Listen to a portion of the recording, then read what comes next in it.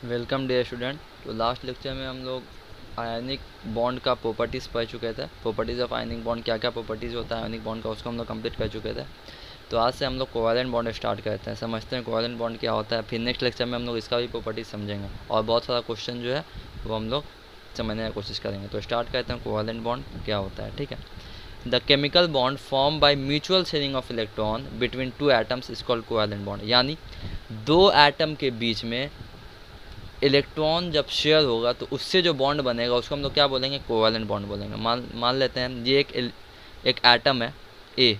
ठीक है, एक एटम ए है, एक एलिमेंट ए है जिसका एटम ए है। ठीक है, एक एलिमेंट बी है जिसका एटम क्या है, बी। ठीक है, बी एलिमेंट का एक एटम नहीं है, एक ए एलिमेंट का एक एटम नहीं है। ठीक है, नाम दे दिए ए बी। ठीक है, इसके पास एक इलेक्ट्रॉन है और बी के पास भी क्या है, एक इलेक्ट्रॉन है। तो कोवैलेंट बॉन्ड कैसे बनेगा, जब ए भी बी को इलेक्ट्रॉन शेयर करेगा और बी भी ए को इलेक्ट्रॉन शेयर करेगा, तब इन दोनों की वजह से क्या होगा, म्यूचुअल शेयरिंग हो, मतलब दोनों इलेक्ट्रॉन एक दूसरे को शेयर करेगा। तो उससे जो बॉन्ड बनेगा उसको हम लोग क्या बोलेंगे, कोवैलेंट बॉन्ड। यानी कि एटम ए जो है वो इलेक्ट्रॉन बी को शेयर करेगा, बी एटम जो है वो भी इलेक्ट्रॉन ए को शेयर करेगा, तो उससे जो बॉन्ड बनेगा उसको हम लोग क्या बोलेंगे, कोवैलेंट बॉन्ड। ठीक है, अब देखिए ये क्या हो गया, डुप्लेट रूल बन गया ना, दो इलेक्ट्रॉन हो गया तो डुप्लेट रूल बन गया, तो इसको हम लोग क्या बोलते हैं, कोवैलेंट बॉन्ड। तो कोवैलेंट बॉन्ड होता क्या, जब दो एटम के बीच में इलेक्ट्रॉन शेयर होता है उससे जो बॉन्ड बनेगा उसको हम लोग क्या बोलेंगे, कोवैलेंट बॉन्ड बोलेंगे। ठीक है, अच्छा कोवैलेंट बॉन्ड का क्या क्या कंडीशन होगा, जैसे हम लोग आयनिक बॉन्ड का कंडीशन पाए तो उसी तरह से कोवैलेंट बॉन्ड का क्या क्या कंडीशन होगा उसको हम लोग समझते हैं।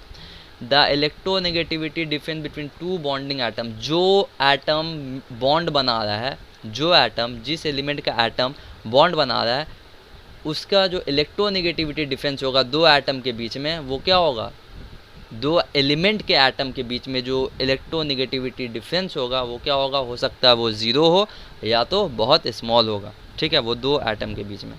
ठीक है, सपोज करते हैं बहुत स्मॉल होगा, मतलब सपोज करते हैं यार ऑक्सीजन है मेरे पास, ऑक्सीजन का दो एटम है। ठीक है, ऑक्सीजन का दो एटम है, ऑक्सीजन ओ, यानी कि ये O2 के फॉर्म में एग्जिस्ट करता है ना ऑक्सीजन, तो ये कोवैलेंट बॉन्ड बनाता है। ठीक है, तो इस केस में ऑक्सीजन का जो इलेक्ट्रोनेगेटिविटी होगा वही इस ऑक्सीजन का भी इलेक्ट्रोनेगेटिविटी होगा। तो दोनों एलिमेंट यानी दोनों सेम एलिमेंट का एटम है, ऑक्सीजन ऑक्सीजन है ना, ऑक्सीजन सेम एलिमेंट, दो एटम जो है वो सेम एलिमेंट का है यानी ऑक्सीजन ही का है, तो इन दोनों का इलेक्ट्रोनेगेटिविटी क्या है, ज़ीरो है। ठीक है, उसी तरह से दूसरा एलिमेंट ले लें, अगर हम अमोनिया ले लें NH3, तो इन दोनों के बीच में क्या है, इलेक्ट्रोनेगेटिविटी डिफरेंस है, लेकिन ज़्यादा इलेक्ट्रोनेगेटिविटी डिफरेंस नहीं होगा, वो क्या होगा, बहुत लो होगा, वेरी स्मॉल होगा। ठीक है, तो क्या बोला गया, ये कंडीशन है कि इलेक्ट्रोनेगेटिविटी डिफरेंस जो होगा दो बॉन्डिंग एटम, जो दो एटम बॉन्ड बना रहा है उसके बीच में इलेक्ट्रोनेगेटिविटी का जो डिफरेंस होगा वो ज़ीरो होगा और बहुत कम होगा।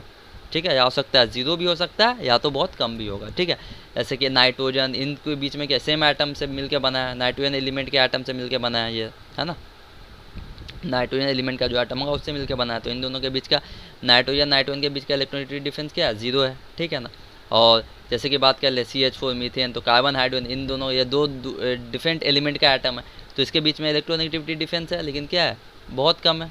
ठीक है, तो इस तरह से हम लोग समझेंगे। ठीक है, दूसरा, पहला कंडीशन ये है। फिर आयोनाइजेशन एनर्जी का भी बात आ जाता है।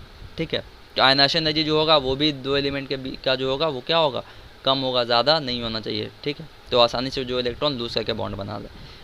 दूसरा क्या आता है, जो मेन पॉइंट है वो हम लोग बात कर लेते हैं, इलेक्ट्रोनेगेटिविटी पे बात हो गया। दूसरा जो नन मेटल जो होगा, जो कंबाइनिंग एटम जो होगा वो क्या होगा, नन मेटल होगा, यानी जो एलिमेंट मेरा कोवैलेंट बॉन्ड बना रहा है वो कैसा एलिमेंट होगा, वो नन मेटल होगा। ठीक है, वो एलिमेंट का जो एटम होगा यानी जो एलिमेंट नन मेटल होगा वो क्या होगा, वही मेरा कोवैलेंट बॉन्ड बनाएगा। ठीक है, याद रखना इस बात को। ठीक है, एक एलिमेंट का एटम, जैसे कार्बन का एटम, कार्बन क्या है, नन मेटल है, कार्बन का एटम हो गया, नाइट्रोजन का एटम हो गया, कार्बन हाइड्रोजन, जैसे CH4 है तो कार्बन का एटम, कार्बन क्या non metal, hydrogen non metal है। ठीक है, ठीक है, तो इसका एटम भी नन मेटल होगा, है ना। तो सिंपल से बात होती है, तो याद रखना है इलेक्ट्रोनेगेटिविटी डिफरेंस जो होगा या तो वो बहुत कम होगा यानी ज़ीरो होगा, या तो बहुत स्मॉल होगा। दूसरा बात, जो एटम कंबाइन, जो एटम ज्वाइन हो रहा है, दो एटम जुड़ है, उस वो जो होगा वो नन मेटल होगा, मेटल नहीं होगा। ठीक है, तो ये दो कंडीशन है। ठीक है, आयोनाइजेशन एनर्जी का भी कंडीशन आ जाएगा इसके बीच में, लेकिन ये दोनों लिखने से काम चल जाएगा। ठीक है, अच्छा अब बात करते हैं GN लुइस।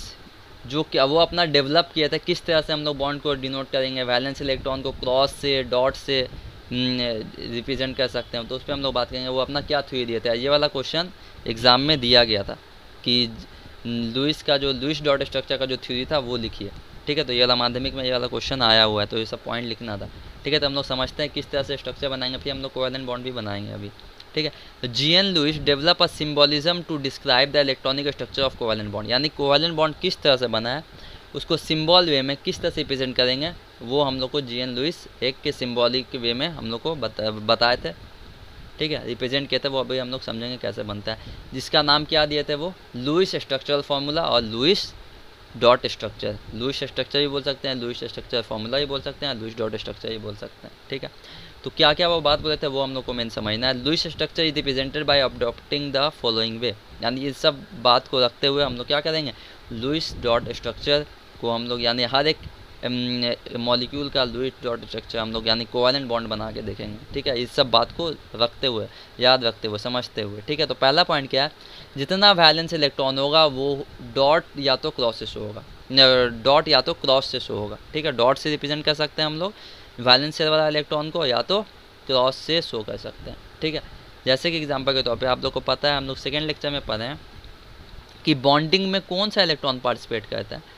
बॉन्डिंग में जब कोई दो एलिमेंट बॉन्ड बनाता है, यानी जब दो एलिमेंट का एटम बॉन्ड बनाता है, जब दो एलिमेंट का एटम बॉन्ड बनाता है, तो उस बॉन्ड में कौन सा इलेक्ट्रॉन पार्टिसिपेट करता है, उस एटम का वैलेंस इलेक्ट्रॉन। बॉन्डिंग में कौन पार्टिसिपेट करता है, तो valence electron participate in bonding, याद रखना इस बात को।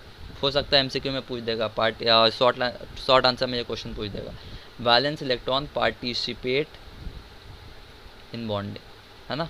तो वैलेंस इलेक्ट्रॉन बॉन्ड में पार्टिसिपेट करता है, याद रखना इस बात को, ठीक है। तो यहाँ पे क्या बोला जा रहा है, जितना वैलेंस इलेक्ट्रॉन होगा उसको या तो डॉट से शो कीजिए या तो क्रॉस से शो कीजिए, इन दोनों में से कोई एक टर्म से आपको शो करना है वैलेंस इलेक्ट्रॉन को, यानी जो इलेक्ट्रॉन वैलेंस शेल में, ठीक है। आप लोग प्योरिटी टेबल का लेक्चर नहीं देखा है तो वो देख लीजिए, थर्ड लेक्चर इलेक्ट्रॉनिक कन्फिगरेशन जिसमें समझाएं, तो वहाँ से और अच्छे से आपको क्लियर हो जाएगा किस तरह से इलेक्ट्रॉन को अरेंज करते हैं वो सब, तो यहाँ पे और अच्छे से इजी वे में आपको समझ में आएगा।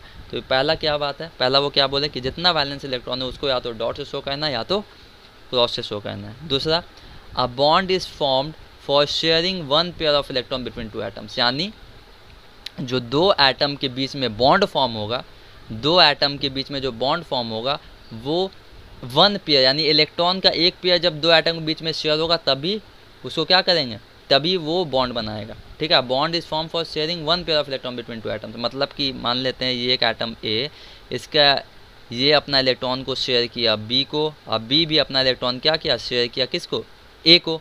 तो इन दिनों के बीच में इसको इस तरह से रिप्रेजेंट करेंगे ए डैश बी, यानी वन पेयर इलेक्ट्रॉन क्या हुआ है, शेयरिंग कितना हुआ है, वन पेयर इलेक्ट्रॉन यहाँ पे शेयर हुआ है ना, वन पेयर इलेक्ट्रॉन, है ना। पेयर किसको बोलते हैं, दो के जोड़े को हम लोग क्या बोलते हैं, पेयर बोलते हैं ना।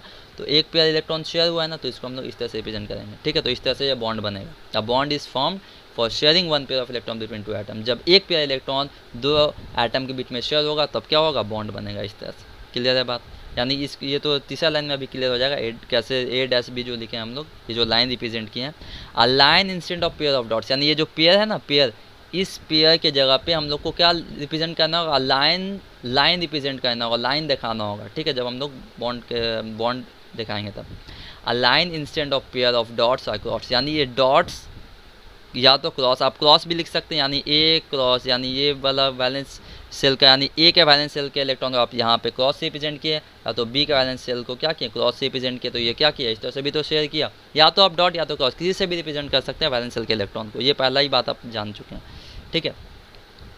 तो यहाँ पे इस तरह से यानी ये दोनों शेयर किया, तो यहाँ पे क्या वन पे इलेक्ट्रॉन शेयर हुआ ना, तो यहाँ पे वन पे शेयर हुआ इलेक्ट्रॉन, तो ये बॉन्ड बनाएगा, ठीक है। तो उस बॉन्ड के ऊपर हम लोग किस तरह से रिप्रेजेंट करेंगे, according to third point, a line instead of pair of dots, यानी इस पेयर ऑफ डॉट या तो pair of cross, pair of dot या तो पेयर ऑफ क्रॉस के जगह पे क्या करेंगे हम लोग, एक लाइन से रिप्रेजेंट करेंगे ए डैश बी, ठीक है, इस तरह से रिप्रेजेंट करेंगे। Is use to indicate each pair of bonding electron, यानी हर एक पेयर जितना ही बॉन्ड बनेगा, हर एक पेयर के लिए जितना इलेक्ट्रॉन का पेयर बनेगा, हर एक पेयर के जगह पे हम लोग क्या करेंगे, एक सिंगल लाइन इस तरह से रिप्रेजेंट करके बॉन्ड को डिनोट करेगा वो लाइन, ठीक है ना, वो लाइन बॉन्ड को डिनोट करेगा, ये लाइन बॉन्ड को डिनोट करेगा। इसका मतलब कि यहाँ पे दो इलेक्ट्रॉन क्या हुआ है, शेयर हुआ है, ठीक है। चौथा बात, electron which are not use for bonding are represented by dots और क्रॉस। तो इलेक्ट्रॉन जो बॉन्डिंग के लिए यूज़ नहीं हुआ है उसको रिप्रेजेंट कर सकते हैं डॉट से या तो क्रॉस से। जैसे सपोज करते हैं ये एक मेरा एटम है ए जिसके पास एक इलेक्ट्रॉन है, एक एटम मेरे पास क्या है बी है, ठीक है। इसके पास कितना 7 इलेक्ट्रॉन है, तो 1 2 3 4 5 6 ये क्या हो गया 7, ठीक है। तो बॉन्ड कौन बनाएगा जब ये बी अपना इलेक्ट्रॉन ए को शेयर करेगा, ए बी को शेयर करेगा। अब बी की तरफ से अगर हम लोग देखें तो बी के पास कितना इलेक्ट्रॉन हो गया, जब ये बी ए को शेयर किया, ए बी को शेयर किया, तो बी के पास 2 2 4 2 6 2 8 इलेक्ट्रॉन हो गया, मतलब ऑक्टेटूल बना लिया। अब बी को देखें तो बी क्या हुआ, बी के पास भी 2 इलेक्ट्रॉन आ गया, तो ये क्या हुआ ये डुप्लेटूल बना लिया, ठीक है। तो इसको किस तरह से रिप्रेजेंट करेंगे, इसको रिप्रेजेंट करेंगे ए डैश बी, ठीक है, ए डैश बी, यानी एक पेयर इलेक्ट्रॉन से हुआ है तो उसके जगह पे क्या करेंगे डैश रिप्रेजेंट कर देंगे, इसे बॉन्ड लाइन से रिप्रेजेंट करेंगे एक लाइन से, ठीक है। अब जो बच गया इलेक्ट्रॉन जो बॉन्डिंग में पार्टिसिपेट नहीं किया है, वैलेंस शेल का इलेक्ट्रॉन जो बॉन्डिंग में पार्टिसिपेट नहीं किया है, हम उसको डॉट से डिनोट कर रहे हैं, तो उसको वैसे ही रिप्रेजेंट इस तरह से छोड़ देंगे डॉट से, ठीक है। वही उस लाइन का मतलब है, ठीक है। Electron which are not use for bonding, electron जो बॉन्डिंग के लिए यूज़ नहीं हुआ है वो रिप्रेजेंट कर सकते हैं डॉट से और क्रॉस से, ठीक है। जो रिप्रेजेंट हो गया यानी कि जो बॉन्डिंग में चला गया है उसको क्या करेंगे लाइन से रिप्रेजेंट कर देंगे, ठीक है ना। तो ये आप कर भी सकते हैं, नहीं भी कर सकते हैं, टीचर समझ जाएगा, ठीक। तो ये एक तरह का रूल है, मेन वही ऊपर का 3 पॉइंट को फॉलो करना अच्छे से, ठीक है। आप इसको लिखिए या ये लास्ट पॉइंट लिखिए, कोई फ़र्क नहीं पड़ेगा उससे। एक्सेप्ट फॉर हाइड्रोजन एटम, देखिए हाइड्रोजन एटम को छोड़ के, जैसे कि ए यहाँ पे किसके तरह काम कर रहा होगा, ए के पास एक इलेक्ट्रॉन था ना, तो ए हो सकता है यहाँ पे क्या होगा हाइड्रोजन होगा, है ना। अब बी के पास कितना इलेक्ट्रॉन था, वैलेंस शेल में 7 इलेक्ट्रॉन था, तो हो सकता है ये फ्लोरीन होगा। फ्लोरीन का एटॉमिक नंबर कितना होता है 9 होता है ना, तो 2,7 वैलेंस शेल पे इलेक्ट्रॉन 7 होगा, है ना। तो ये बी को मान सकते हैं हम लोग क्या होगा, ये हो सकता है फ्लोरीन होगा, ठीक है। तो हम ए बी करके समझाने की कोशिश कर रहे हैं, ठीक है। तो except for hydrogen atom, hydrogen atom को छोड़ के which will have 2 electrons when bonded, जब देखिए जब वो अभी हम लोग समझेंगे अच्छे से, तब हम समझा देते हैं और अच्छे से।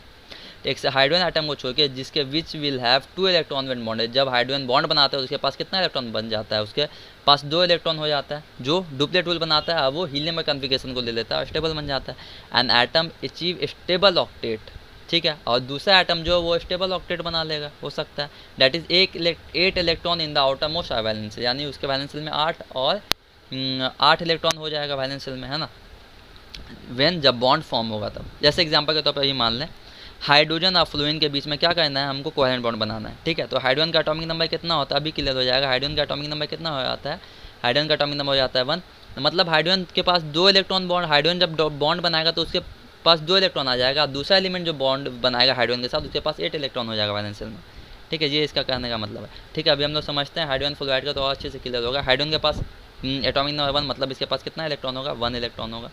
फ्लोरीन का एटॉमिक नंबर 9, तो कन्फिगरेशन होगा 2,7, यानी कि इसके पास 9 इलेक्ट्रॉन होगा, तो कन्फिगरेशन ये है, ठीक है।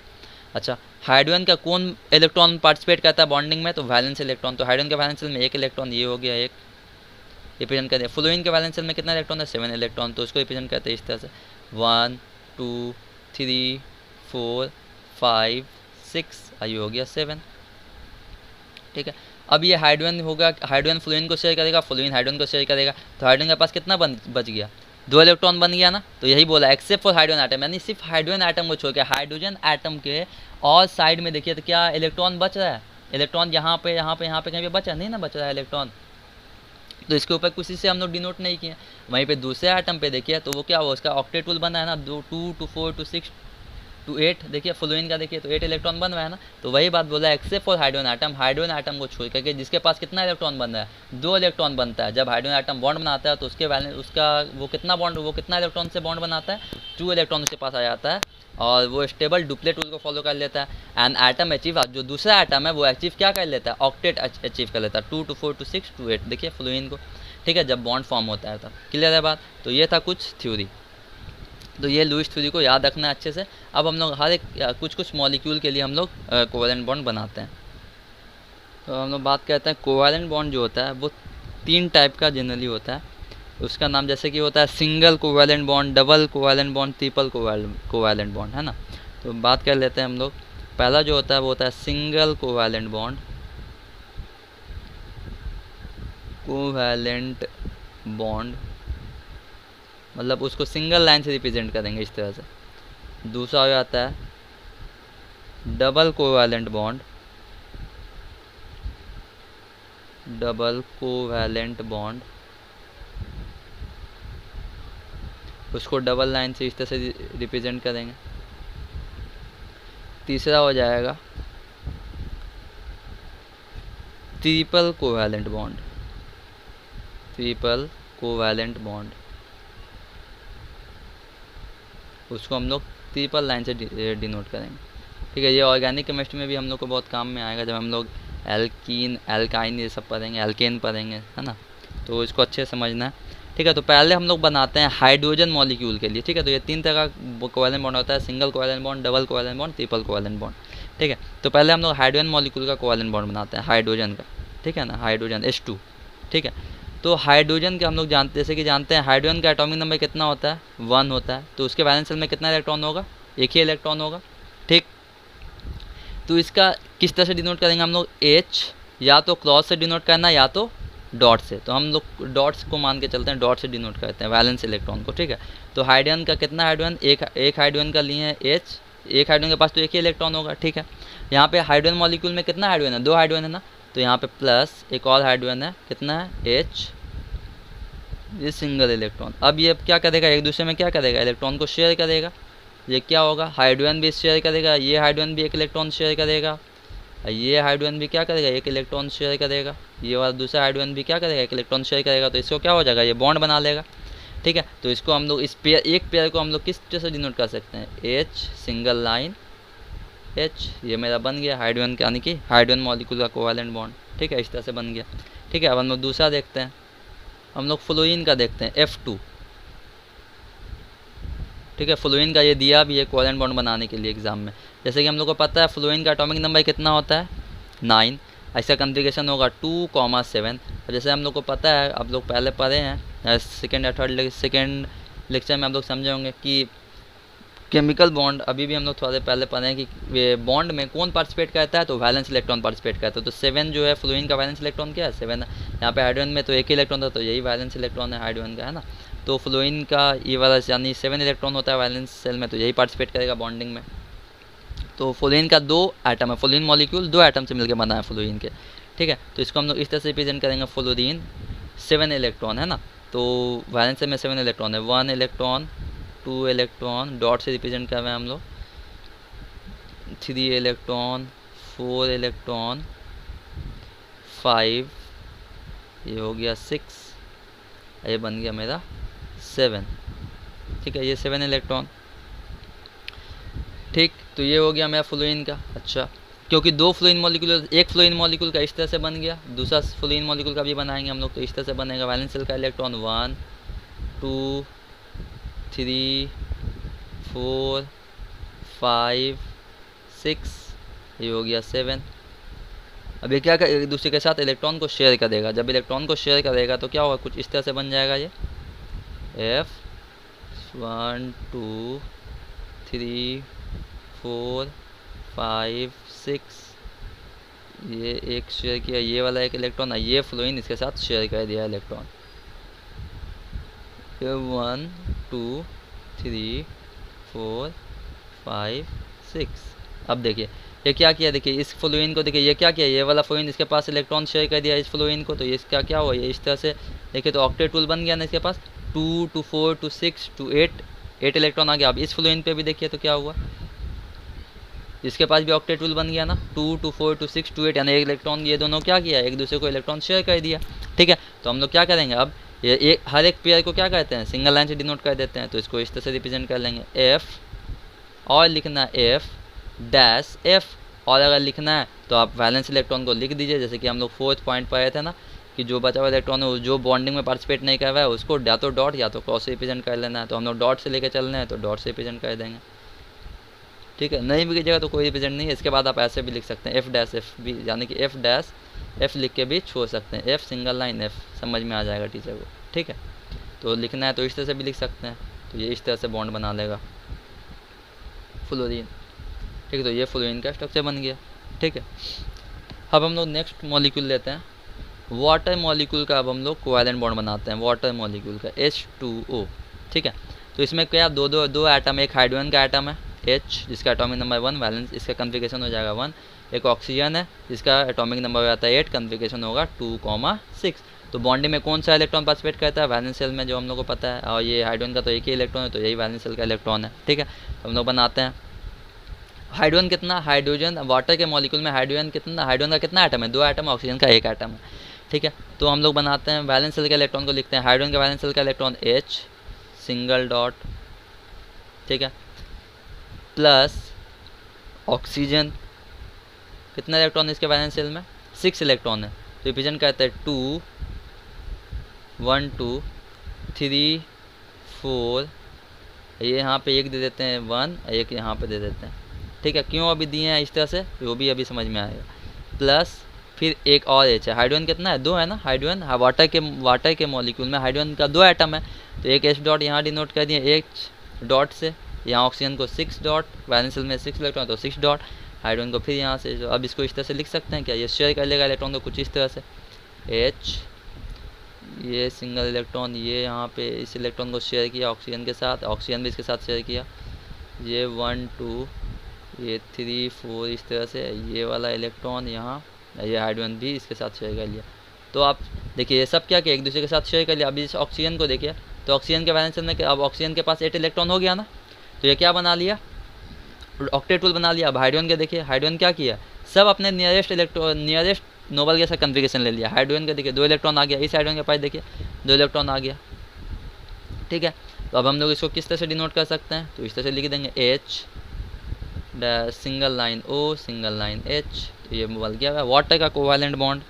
ठीक है, और लिखना है तो यहाँ पे जो बच गया है उस इलेक्ट्रॉन को, जो बॉन्ड में पार्टिसिपेट नहीं किया, उसको इस तरह से डिनोट कर सकते हैं आप लोग। ठीक है, जैसे कि हम लोग रूल में पढ़े हैं, और या तो सिंगल भी इस तरह से छोड़ सकते हैं। ठीक है, अब हम लोग नेक्स्ट देखते हैं मीथेन का। अब हम लोग कोवैलेंट बॉन्ड देखते हैं मीथेन का CH4। ठीक है, तो कार्बन का एटॉमिक नंबर हो जाता है कितना? कार्बन का एटॉमिक नंबर होता है 6, कॉन्फ़िगरेशन होगा 2,4, यानी 4 वाला इलेक्ट्रॉन, ये वाला इलेक्ट्रॉन बॉन्डिंग में पार्टिसिपेट करेगा। हाइड्रोजन का कितना होता है एटॉमिक नंबर 1, तो वैलेंस शेल में कितना इलेक्ट्रॉन होगा? 1। इसका बॉन्डिंग किस तरह से बनेगा? इसका बॉन्ड बनेगा कुछ इस तरह से। हाइड्रोजन के पास कितना इलेक्ट्रॉन है? 1 इलेक्ट्रॉन। ठीक है, अब हम लोग डायरेक्ट रिप्रेजेंट करेंगे, 1 इलेक्ट्रॉन है। ठीक, हाइड्रोजन का कितना मॉलिक्यूल है? 4 मॉलिक्यूल है ना, 4 एटम है। हाइड्रोजन का कितना, मीथेन का मॉलिक्यूल में हाइड्रोजन का कितना एटम है? 4 एटम है, कार्बन का एटम 1 है। तो हम लोग 4H डॉट इस तरह से डायरेक्ट लिख देते हैं, मतलब 4H डॉट है इस तरह से। ठीक है, और कार्बन के पास कितना इलेक्ट्रॉन है? वैलेंस शेल में 4 इलेक्ट्रॉन है, तो इसको हम लोग इस तरह से रिप्रेजेंट करते हैं 1 2 3 4।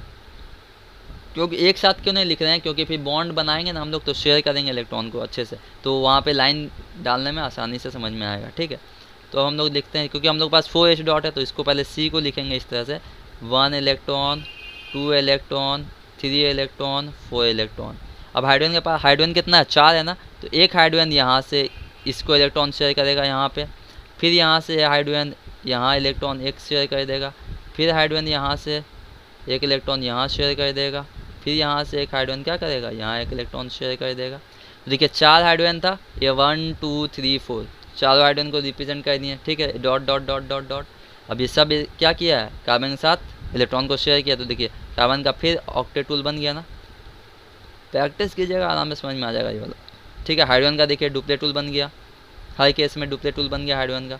ठीक है, तो और हम लोग इसको किसके इस तरह से रिप्रेजेंट कर सकते हैं? H, जो जहाँ जहाँ पे पैर है वहाँ पे बॉन्ड बना देंगे, लाइन रिप्रेजेंट कर देंगे HC, यहाँ पे ये CH, यहाँ पे फिर ऊपर में एक H, यहाँ पे H। तो ये मीथेन ऑर्गेनिक कंपाउंड का एक, तो ऑर्गेनिक कंपाउंड है मीथेन, तो इसका ये कोवैलेंट बॉन्ड मीथेन का इस तरह से बन गया। ठीक है, अब हम लोग डबल लाइन वाला डबल कोवैलेंट बॉन्ड समझते हैं, यानी मतलब कि जो डबल कोवैलेंट बॉन्ड उसको हम लोग समझने की कोशिश करते हैं, जिसमें डबल लाइन आ जाएगा।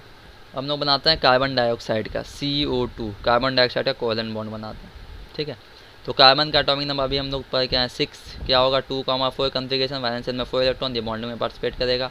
ऑक्सीजन का एटॉमिक नंबर हो जाता है 8 2,6, यानी ये वाला इलेक्ट्रॉन 6 इलेक्ट्रॉन बॉन्डिंग में पार्टिसिपेट करेगा। ठीक है, अब हम लोग बनाते हैं इसका वैलेंस शेल का कैसे स्ट्रक्चर बनेगा। तो कार्बन का कितना वैलेंस शेल में कितना इलेक्ट्रॉन है, 4 इलेक्ट्रॉन है। अगर इसको ऑक्टेट बनाना है तो कितना इलेक्ट्रॉन होना चाहिए, 6 इलेक्ट्रॉन होगा। 4 इलेक्ट्रॉन का आर रिक्वायर्ड है कार्बन को ऑक्टेट बनाने के लिए, ऑक्सीजन को 2 इलेक्ट्रॉन का आर रिक्वायर्ड है ऑक्टेट बनाने के लिए, ठीक है ना। ऑक्टेट से समझना है, अब कोवैलेंट बॉन्ड इजीली बन जाएगा, ठीक है। तो कार्बन का 4 इलेक्ट्रॉन है, ठीक है। तो इसको हम लोग रिप्रेजेंट कर लेते हैं इस तरह, सी लिखे हम लोग, 2 इलेक्ट्रॉन इस तरफ और 2 इलेक्ट्रॉन इस तरफ रिप्रेजेंट कर देते हैं। ऑक्सीजन कितना है, 2 है ना। तो एक ऑक्सीजन आइटम इसका रिप्रेजेंट करते हैं oxygen O dot 1 2, valence shell में 6 इलेक्ट्रॉन है, 1 2 ये 1 2, ठीक है। तो 6 हो गया, क्योंकि ऑक्सीजन कार्बन डाइऑक्साइड के मॉलिक्यूल में ऑक्सीजन का 2 एटम है और कार्बन का 1 एटम, तो कार्बन के 1 एटम का बना दिया, ऑक्सीजन के 1 एटम का और एक ऑक्सीजन एटम का बनेगा। तो फिर हम लोग इस तरह से रिप्रेजेंट कर लेते हैं ऑक्सीजन 1 2 3 4, ये हो गया 5 और ये बन गया 6। अब हम लोग इस तरह से इसको रिप्रेजेंट कर लेते हैं। कार्बन को रखेंगे बीच में, ये 1 2, इधर 1 2, यानी 4 इलेक्ट्रॉन है, यानी कि और इसको 4 इलेक्ट्रॉन का ज़रूरत है, तब इसका ऑक्टेट रूल फॉलो होगा। ऑक्सीजन को 2 इलेक्ट्रॉन का ज़रूरत है तो इसका ऑक्टेट फॉलो हो जाएगा। तो यहाँ पे 1 इलेक्ट्रॉन ये 1 इलेक्ट्रॉन ये, ऑक्सीजन यहाँ पे एटम है, ये 2 शेयर कर दिया, ये ऑक्सीजन का 6 इलेक्ट्रॉन 1 2 3 4 5 6 और ये 7 8, यानी कि ये शेयर कर दिया। तो इस तरह से इसके देखो ऑक्सीजन का क्या हो गया, ऑक्टेट रूल क्लियर हो गया, बन गया। यहाँ पे देखिए इस पर 4 और ये हो गया 4 6। अब इस कार्बन का ये वाला ऑक्सीजन भी शेयर कर देगा 2 इलेक्ट्रॉन इसको, तो ये देखिए ये इलेक्ट्रॉन 2 इलेक्ट्रॉन, ये ऑक्सीजन एटम 1 इलेक्ट्रॉन 2 इलेक्ट्रॉन 3, ये बन गया 4। इस ऑक्सीजन का भी देखिए, तो इस ऑक्सीजन का भी ऑक्टेट बन गया ना, 8 इलेक्ट्रॉन। और कार्बन का देखिए, तो कार्बन का भी बन गया ऑक्टेट, ये देखिए 1 2, ये देखिए ये 1 2 3 4 5 6 7 8, तो इसका भी बन गया। तो और हम लोग इसको इस तरह से रिप्रेजेंट कर सकते हैं, ऑक्सीजन O, ये 1 2 3 4, जो बॉन्ड बनाया है, जो पेयर इलेक्ट्रॉन बॉन्ड बनाया है उसमें क्या करेंगे, लाइन दे देंगे, है ना। एक तो ये एक लाइन, 1 लाइन 2 लाइन, या कि ये एक 1 लाइन बना रहा है ये वाला, और ये वाला 2 लाइन, है ना। ये वाला C यहाँ पे लिख देंगे। फिर यहाँ पर भी एक लाइन 1 लाइन, ये 2 लाइन, तो इसको ये डबल लाइन डिनोट किए। और फिर यहाँ पे जो पार्टिसिपेट नहीं किया उसको वैसे ही डॉट से रिप्रेजेंट कर देंगे, 1 2, ये हो गया 3, ये हो गया, ठीक।